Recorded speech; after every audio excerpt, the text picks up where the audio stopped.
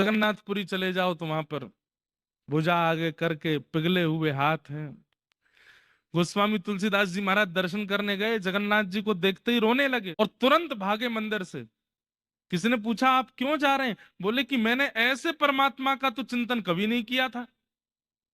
ये शिष्य है, इनके हाथ नहीं है, इनके पैर नहीं है, इनका मुख नहीं है, मैं कैसे देख सकता हूं इनको? कहा मैं अपनी स्तुतियों में गाता हूं, नव कंज लोचन कंज मुख कर कंज पद कंजारुण। कंज मतलब कमल। नव कंज लोचन, ठाकुर जी के नेत्र कैसे? नव कंज लोचन, कंज मुख, कर कंज, पद कंजारुण। सबकी उपमा कमल से दी है जिनकी मैंने, वो यहाँ कैसे बैठे? मैं इनका दर्शन नहीं करूंगा। अर्धरात्रि में राघव जी प्रकट हो गए, राम जी प्रकट हो गए। तुलसीदास जी ने प्रणाम किया। बोले तुमने हमारे जगन्नाथ वेश का दर्शन क्यों नहीं किया? बोले भगवान ऐसे रूप का मैंने चिंतन कभी नहीं किया, तो आपने ये रूप धारण क्यों किया? ये कौन सा रूप है बिना हाथ पैर वाला? राम जी बोले तुमने कभी नहीं किया ऐसे रूप का चिंतन? बोले नहीं। बोले किसने लिखी है चौपाई? निज कर कर्म करहु विधि नाना, बिन पग चलहि सुनहि बिन काना। बिन पग चलहि सुनहि बिन काना, कर बिनु करम। निज कर कर्म करहु विधि नाना। बिना पैर के जो चलता है, बिना कान के जो सुनता है, बिना हाथ के जो सब कुछ कर देता है, ऐसे है प्रभु श्री राम। किसने लिखा ये?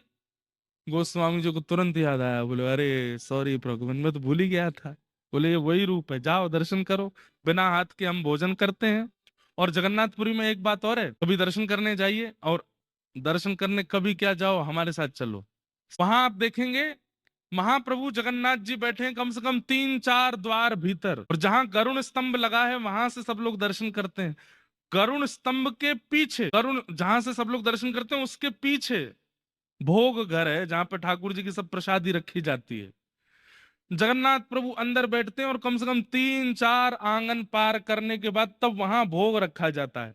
तो मैंने एक बार पुजारी जी से पूछा, मैंने एक बार बताओ, मैंने कि भोग सामने रखा जाता है, किसी के घर भी जाएं तो सामने टेबल पे वो लोग सब सजा देते हैं, पर उसके बाद एक प्लेट लाके दी जाती है, उसमें एक एक सामान धर दिया जाता है, जैसे खाओ। ऐसे कौन खाता है? कितना अजीब लगता होगा। बोले कि यहाँ यही है कि महाप्रभु जगन्नाथ जी अपनी आजान बाहु कर लेते हैं और फिर ऐसे खाते हैं, दूर से ही आंगन से ले ले करके सब पाते हैं। उतनी देर बीच में जाने का किसी को अनुमति नहीं है।